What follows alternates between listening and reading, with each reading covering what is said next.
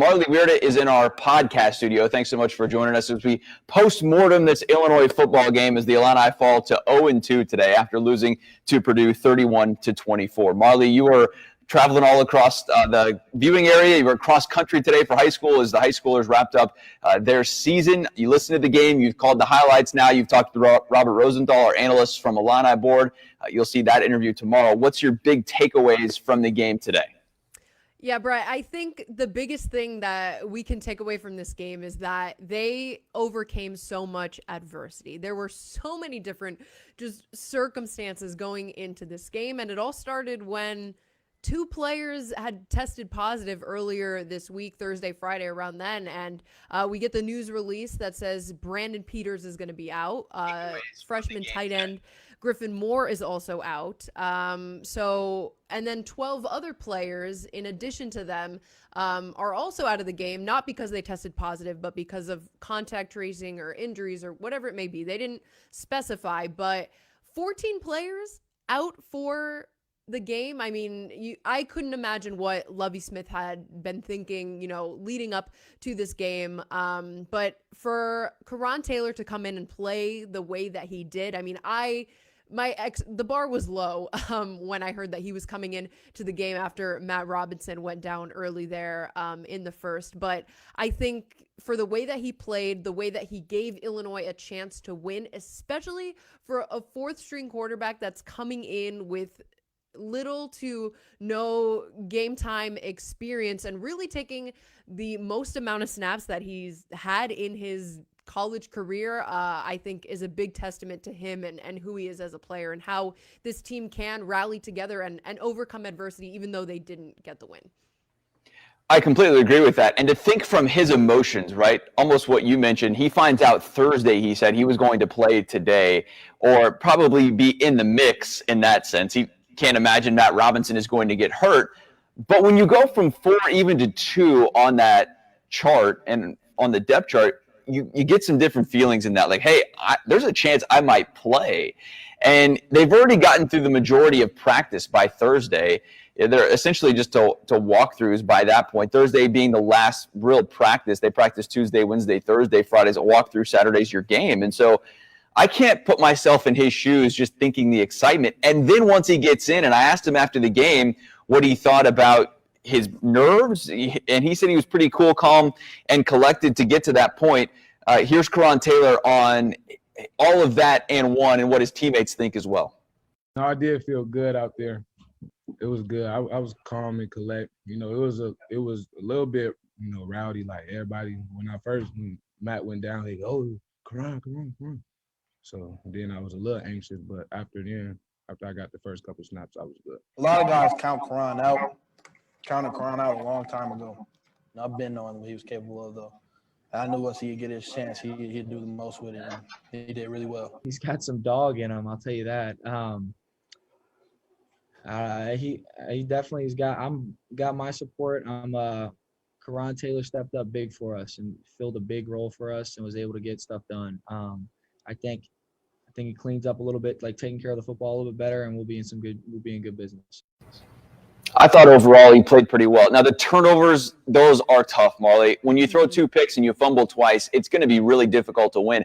I take away from that a 4-string quarterback. The defense kept you in the game in the fourth quarter, gave the offense a chance to drive down the field and score a touchdown. And Lovie Smith said he was going for 2 in that too, which I thought was very interesting. He's been way more aggressive in that. But if you're going to bring a 4-string quarterback in and he's going to go 17 for 29 with 2 TDs, I'd say he did okay, and he mixed it up. I think that's the kind of quarterback Rod Smith wants, is someone that can run and throw. And I thought overall he had a pretty good arm today.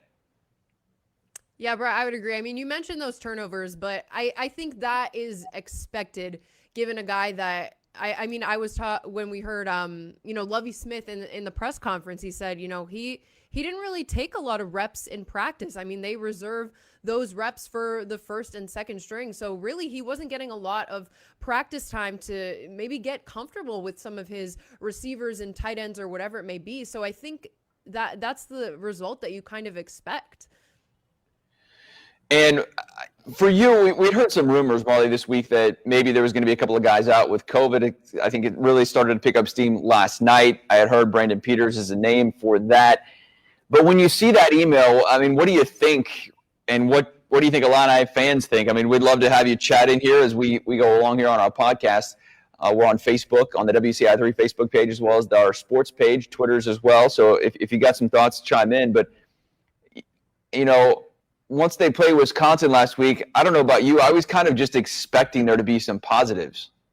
Right. And I think Coran Taylor did provide a positive. I mean, if you're comparing the two side by side, yes, Brandon is the starting quarterback, but Coran Taylor got the offense to score a touchdown this game. Granted, it's Purdue versus Wisconsin, but I think he provided a little bit of a spark for this offense, maybe just something new to mix it up, because we saw them struggle so badly against Wisconsin, and when they were just really weren't able to get anything going offensively in that game. And I think there was a big difference here against Purdue. And I think too, maybe what they could have done a little bit better is maybe utilize the run game a little bit more. I think too, when you have a new quarterback, Lovie Smith even mentioned, you know, they want to simplify the plays. So could have Brandon Peters done some more complex plays in the playbook that maybe they had planned for? Absolutely. But with Coran, maybe, okay, he just hands it off to the running back and Mike Epstein, you know, takes it all the way, which we saw him score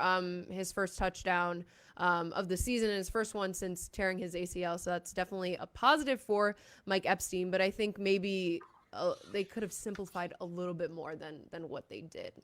Yeah, I was talking positives from COVID-19, Mar. Oh, I'm like, we're still on the quarterbacks here. Well, No, did you expect positives this week from Illinois players? yeah, I did. I think with like a trickle down effect with Right. reportedly Graham Mertz testing positive last weekend it was, and however I think they were up to like 14 positives between players and staff, and you know 22 today. Yeah, I mean, you think of the 22, that's, you know, it's a fifth of the team is positive now with coaches and players and all of that. You know, that's a big number. I think there's potentially going to be more with Illinois too. It wouldn't surprise me either if there's more than just Griffin Moore and Brandon Peters.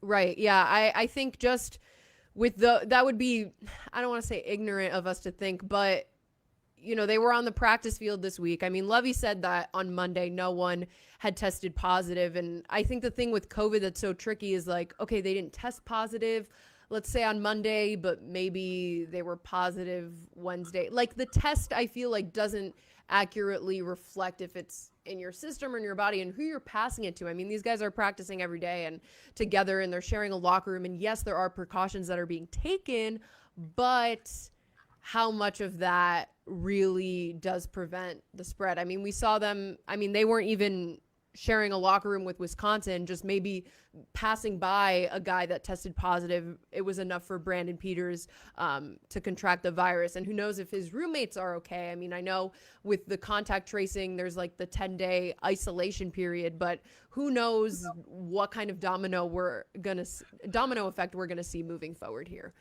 Right, and Wisconsin doesn't go to Nebraska today for its game. Who knows when they're going to play again? And I just hope that it doesn't get toward that trickle-down effect like you mentioned, where all of a sudden now there's no quarterbacks left, there's no integrity for a game, and Illinois is supposed to host Minnesota next week. I guess it's probably good that they're going to be at home, you know, and around their own facility and all of that, no traveling before next week's game.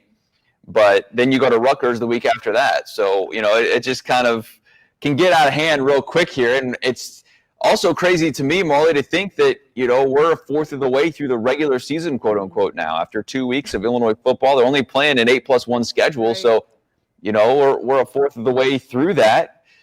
And Illinois is now 0-2. And there's still some big time concerns in the secondary. I thought the defensive line played quite a bit better today. I was impressed with Owen Carney. He had penalties that were not good, but he had multiple sacks. I thought that's the kind of performance that Illinois needs from its defensive line. It's seniors stepping up and playing well if this team is going to do well.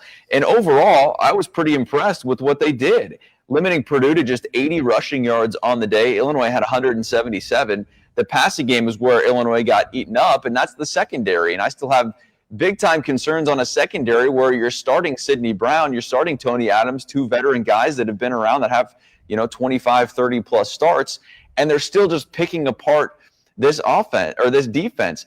If I'm an opponent, I don't know that I run the ball that much or even try. I think I just go out there and start passing the ball and slinging it around because Illinois is yet to prove that they can stop it this year.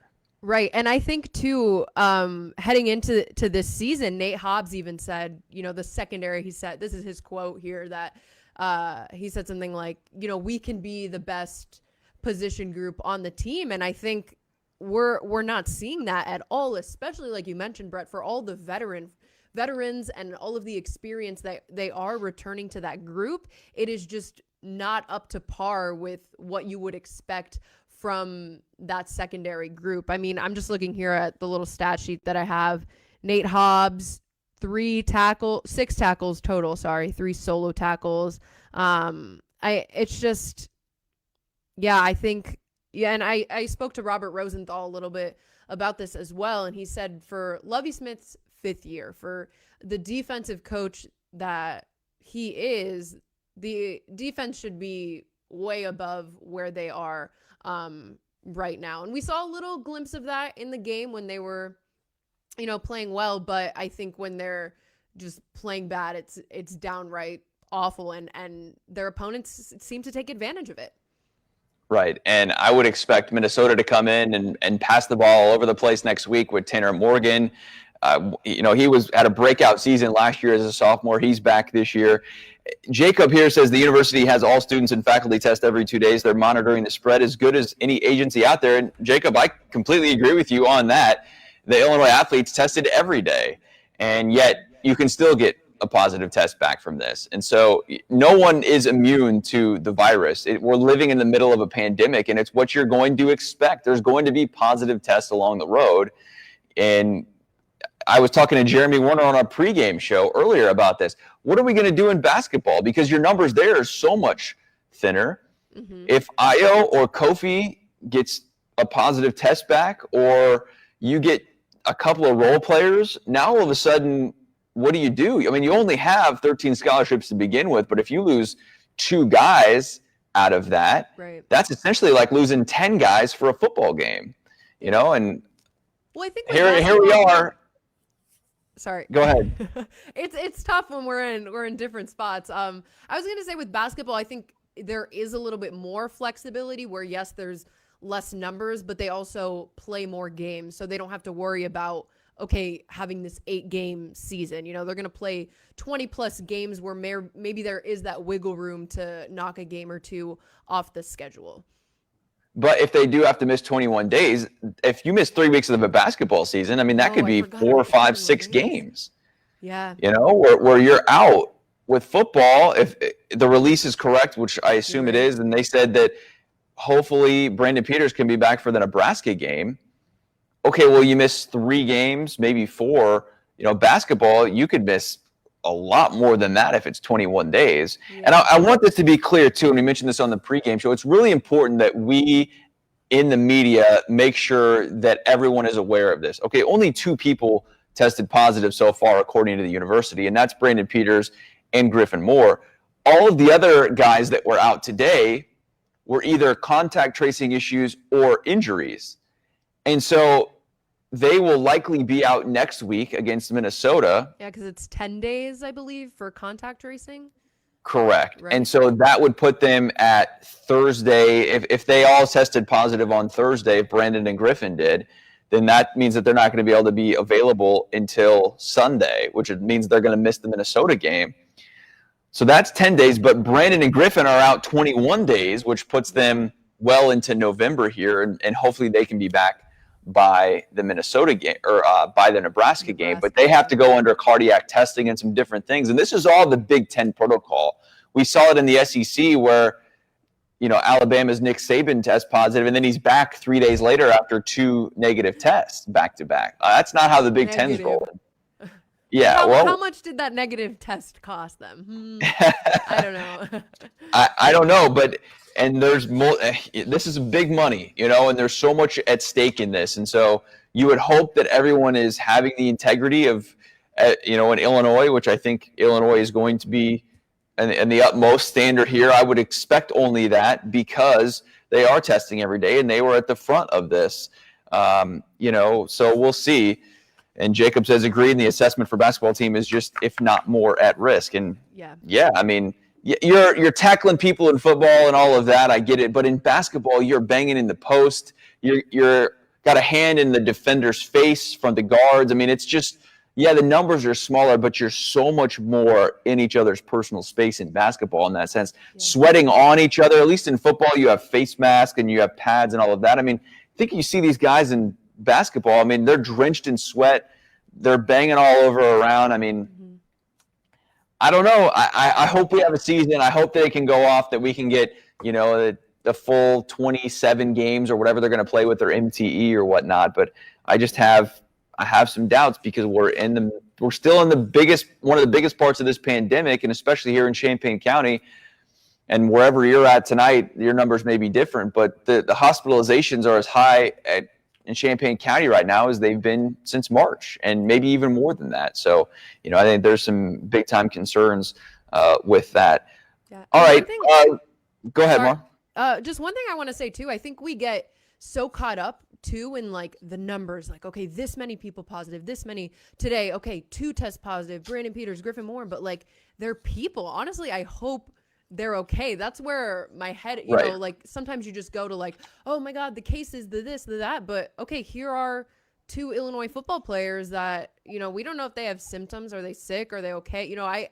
And we know what this virus has done and how many lives it's taken. So at the end of the day, like, I hope they're okay.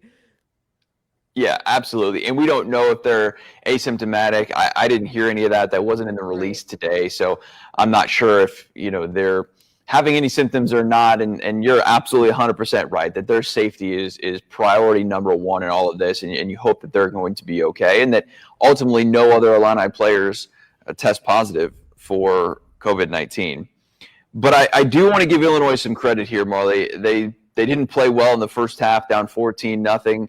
And then, able to cut it to 17-10. Great to see Caleb Griffin get his first points, some extra points today, a field goal as well. The former Danville standout, covered him, extensively in his high school career. And the Vikings proud. He's a proud Danville guy, that's for sure. So it was great to see an area standout step in there for James McCourt. The basketball games. Like, I've seen him. Oh, he's a huge Illini fan. Yeah. But, James McCourt, the kicker, a guy in there that is out today. And so Caleb steps in. That was fantastic to see. But overall, the turnovers really hurt in the second half, and it gets up to 31-10 in the third quarter, and you're thinking this game's over right at the end of the third when Purdue scores and they get that fumble recovery off of Coran Taylor. Illinois was pinned way deep into its own zone. Coran fumbles it. They pick it up, 31-10. And I don't know if I would have blamed him, Marlee, if they just quit, in a sense. With all the adversity that they faced the last couple of days and who's playing and all of that. And maybe that's a couple of years ago, this team probably would have folded. But they didn't, and they gave themselves a chance to win. And I give them a ton of credit for Coran Taylor to come down and throw 2 touchdown passes in the fourth quarter and make it interesting. And it was fun there at the end with Illinois with the chance to win. And they were down 31-10 last year, able to come back and find a way to win a couple of games late. And look, I think that's some positive momentum moving forward. And Lovie Smith talked about that, just getting themselves in a position. Now, you'd rather not get down 31-10 and be put in that position. But like we mentioned earlier with the 4th-string quarterback, all things considered, it's not too bad. We had a chance. We had the ball with a chance to win. We were going to go for 2 at the end. We had a chance at the end of the game. So considering everything that's happened, I was definitely pleased with our effort. And that's what as a coach, you want to look. Did we play hard throughout? Did we handle a tough situation? Yes, we did. Next time we'll finish the job. All right, so that's a nice statement from Lovie Smith, whatever else. It's also completely 100% fair in my mind, Marlee, that you can be mad and ticked off for having to question that why are they in this position in year 5 of Lovie Smith and that he's commenting on effort. I get it. I don't blame Illini Nation for being mad at that statement that, like, hey, we need more than just effort in being in a game in the fourth quarter after getting down by 21 points in year 5. Yeah, but this is also a crazy year, unprecedented times. I hate to use that, but like it truly is. So I don't think, like I think given the circumstances, that was fine to say that there was effort. But I do agree with you, Bret, that, okay, this is year 5. Maybe you should have a little bit more depth and you should be expected to compete in these games. Whereas, it just seems like every game now that they're going into, they're just the automatic underdog, basically. Right. And that's basically what I'm saying there is it's okay to expect more because that's what Lovie Smith has told us. That's what Rod Smith has told us. That's what the players have told us. Like you mentioned earlier with the secondary, they feel like they have an opportunity to be the best position group on the team. Okay, well, it's time to show that instead of getting, blown out here and really the first, what would be 7 quarters, they didn't compete that well. And so the chance for them to come out and you expect more because Illinois expects more, and that's what they're giving us. They're telling us that they are better. Okay, well, go out and prove it. And I don't think that's unfair for Illini Nation to say that. All right, here we are, 0-2, Marlee. Illinois is not the only 0-2 team in the Big Ten West, though. Isn't it crazy when we look at what the Big Ten West standings are here on Halloween, 2 weeks into the season? Northwestern 2-0 after a big win today for them. You've got Wisconsin at 1-0 after not playing Nebraska today. Nebraska's 0-1. Minnesota 0-2, so we're going to have an 0-for game next week. Someone is going to go to 0-3. One team will go to 1-2. And then you have Iowa also 0-2, and they're just a couple of plays away from possibly being 2-0. I don't know if I expected to see this 2 weeks in for what the standings would be. No way. This is just like like a bomb that went off in the Big Ten standings, and like everyone is just getting a record basically. Like, I don't know. I think it kind of gives you, though, a little bit of excitement for what's to come for this season. For all we know, Wisconsin could still have, 20 plus COVID cases and not play another game the rest of the season. And then here comes Northwestern from beyond the grave to come and take the Big Ten title. It's kind of with all that's going on this season, it might make things a little interesting. It is 2020, and what a year it's been so far. I'm totally 100% convinced there's going to be even more weird things that are happening and on the way. But if you would have pegged me for Illinois being 0-2 for the first 2 weeks, I probably would have said, I don't believe you there. I thought they would have beat Purdue today. They don't. Now it's about rallying around the leaders coming up top and figuring out how to get a win next week against the Minnesota team that's coming off of back-to-back losses here, and a really close loss last night at Maryland that came down to the wire, and Maryland coming up and picking up the win. So we'll see. I don't know. Is it basketball season yet? Tomorrow's November 1, which means we get basketball in November. I don't think there's still no schedule, basically. And still no schedule, right? Isn't that the craziest thing in the world, that we're going to start basketball in November, which is tomorrow, and we don't have a schedule? Right, but are we gonna start basketball? No, I don't know. I think maybe that's the bigger, like, if they haven't released the schedule at this point, are we maybe kind of like, ooh, like? Well, there's one game on the schedule. We know that much, and it's a big one. Illinois Duke at Chapel Hill, or in Durham, excuse me, at Cameron Indoor. Man, that is going to be a fun game. If they gotta give us one, at least give us that one. Right, and I don't think, like, even if you don't play any other non-conference games. Yeah. Like, that's the only one you're going to play. I think Illini fans would be just fine with that one, a chance to go to Duke. There's so many storylines with that. That's going to be a lot of fun on December 8th. Can't wait. Just a little more than a month away, 5 weeks away, essentially. Man, that's going to be cool. Exciting. Would it surprise you real quick here, Marlee, as we wrap up? And it would not surprise me, but would it surprise you at all if the Big Ten just said, hey, we're only playing conference games for basketball? Oh, no, that wouldn't surprise me at all. I think with the way, maybe what we're learning from the football season right now, I think maybe it might be safer to just keep it within the Big Ten, so it is like the same protocol. So no, I don't think that would surprise me. Even though they have this one with Duke lined up, I think the Big Ten can say, hey, you know what, we're not going to do that. So.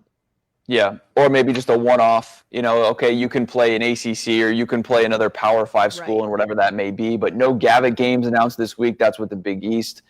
And, will Illinois even get its multi-team event off that's been rumored to happen in Champaign the week of Thanksgiving? I don't know. So many questions, and we're going to find them all out here in the next 4 or 5 weeks. And probably. I can't wait. We'll be here to cover it. Hopefully Illinois basketball will live up to the hype that Illinois football had for itself this year. So far, though, 0-2 and still trying to figure out how to get on the right side of the win column. All right, Marlee, that was fun. Our first time doing it this way. What'd you think?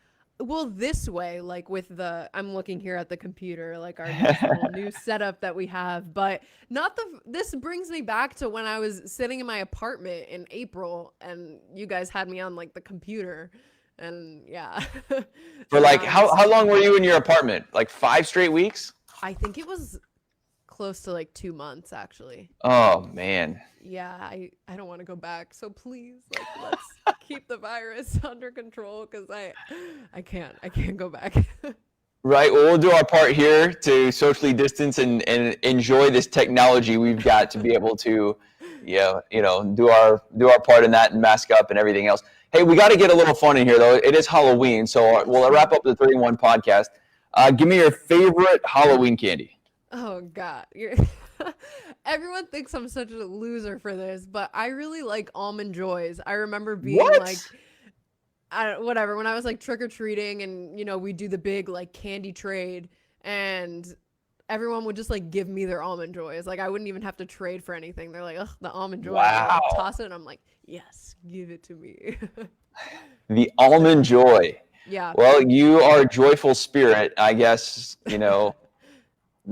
that makes a little bit of sense. I'm in a hard pass on the Almond Joy. Yeah. What's your favorite? So I have 2. I'll go with the Reese's or the Twix. Okay. Yeah, Twix Probably. I can get behind. Reese's I like, but it's not my favorite. I'm not a huge like chocolate and peanut butter combo. It doesn't Oh, man. It's good, but I can crush a couple peanut butter cups, but like it won't bring me to the level of joy that an Almond Joy brings. Or the Mounds. The Mounds are also good. That's what you like Mounds? Yeah. What is wrong with you? This is why I didn't want to answer this question. Who likes Mounds? Me. I like them. Oh, man, that is awful. All right, well, they're still in business. I mean, somebody must be eating them. It's not me, so. It's me, I guess. I just don't know a bunch of people that are out there crushing Almond Joy and Mounds. But hey, you know what? No judgment here. It's okay. Well, we're not kicking you out of the sports department.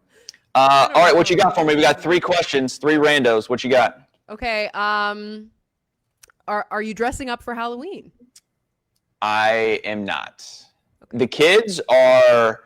Well, so my middle child, Gabe, I think he changed his mind lately. He wanted to be a baseball player. He was a ghost. And what is Allie? I got to get home here because they're dressed up. Remember last year either. I was like, what's Allie gonna be for Halloween? You're like, oh, I don't know. She was a princess.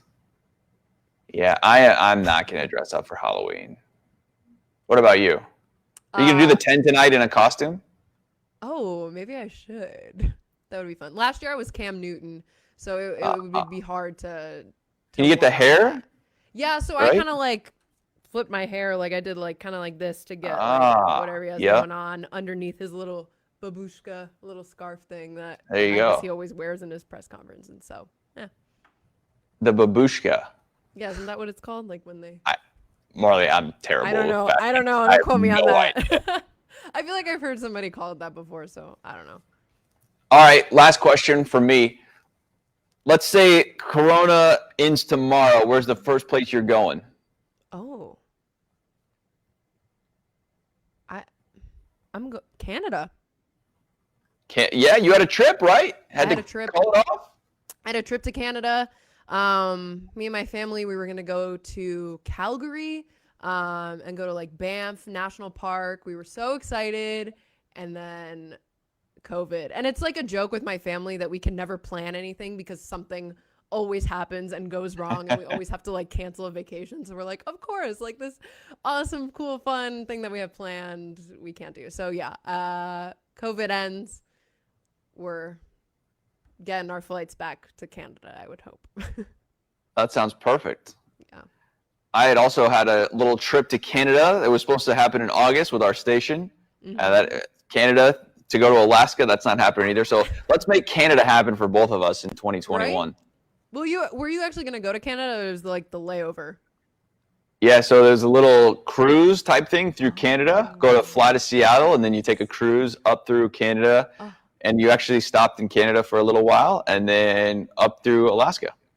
So fun. All right, well, may Canada be in our future. Let's make that happen. Oh, Canada. All right, Marlee, it was fun. Thank you. This has been the 3-in-1 podcast.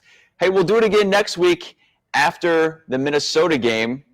Let's hope it's a little bit better results next time. All right, for Marlee Wierda, I'm Bret Beherns. Thanks for watching.